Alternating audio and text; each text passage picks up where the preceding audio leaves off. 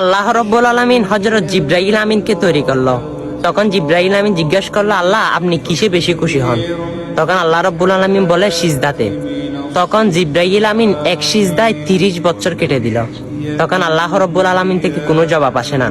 ইয়া আল্লাহ, আমি আপনার সিজদা তো 30 বছর এক নাগাদ দিয়ে দিয়েছি, আপনি কি খুশি হন নাই? তখন আল্লাহ থেকে কোনো জবাব আসে না।